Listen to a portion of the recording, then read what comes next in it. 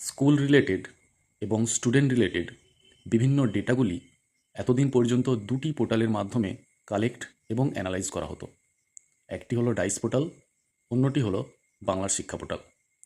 এখন থেকে এই দুটি পোর্টালের কাজ একত্রে একটি পোর্টালের মাধ্যমেই করা হবে। পোর্টালটির নাম হলো ইউডাইস প্লাস পোর্টাল। স্কুলগুলি কিভাবে এই পোর্টালে লগ ইন করবেন আসুন দেখে নেওয়া যাক। এর জন্য প্রথমেই আমাদেরকে ডিভাইস থেকে গুগল সার্চ অপশানটিকে ওপেন করে নিতে হবে।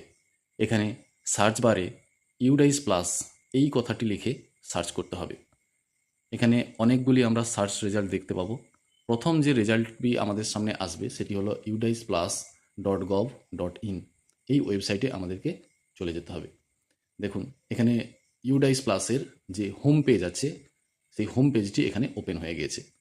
এবার ডান কোণের উপরের দিকে একটি ট্যাব রয়েছে log in for all modules, এই অপশানটিতে আমাদেরকে চলে যেতে হবে। সাথে সাথে স্টেট সিলেকশন করার একটি বক্স এখানে ওপেন হবে।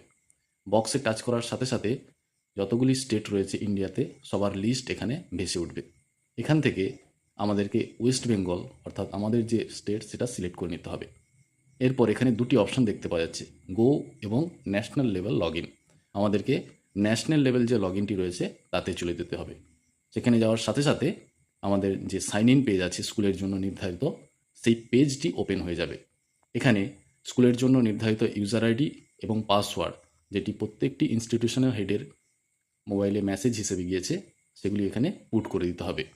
ইউজার নেম হিসেবে স্কুলের 11 ডিজিটের ডাইস কোডটি এখানে পুট করতে হবে।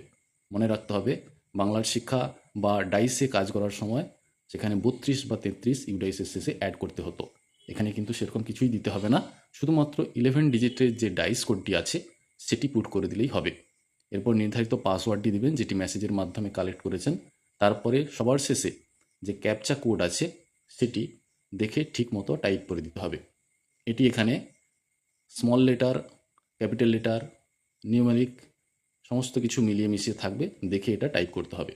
তারপর নিচে সাইন ইন বাটন আছে, সাইন ইন বাটনে আমাদেরকে ট্যাপ করে দিতে হবে। সাথে সাথে স্কুলের লগ ইনটি এখানে ওপেন হয়ে যাবে। দেখতেই পাচ্ছেন আপনারা স্কুলের লগ ইনটি এখানে ওপেন হয়ে গিয়েছে এবং স্কুলের যে ড্যাশবোর্ড সেটি আমাদের সামনে চলে এসেছে। এখানে স্কুলের যিনি হেড রয়েছেন তার নাম দেখতে পাওয়া যাচ্ছে এবং স্কুলের নাম, ডাইস কোড সবগুলি এখানে রিফ্লেক্ট করছে। এবং এখানে 4টে মডিউলও আমরা দেখতে পাচ্ছি, যে 4টে মডিউলকে নিয়ে আমাদের কাজ করতে হবে সেই মডিউলটিও এখানে রয়েছে। এইভাবে এই প্রসেসের মাধ্যমে আপনারা স্কুল লগ ইনটি করতে পারবেন। আশা করি আপনাদেরকে বোঝাতে পেরেছি। ধন্যবাদ।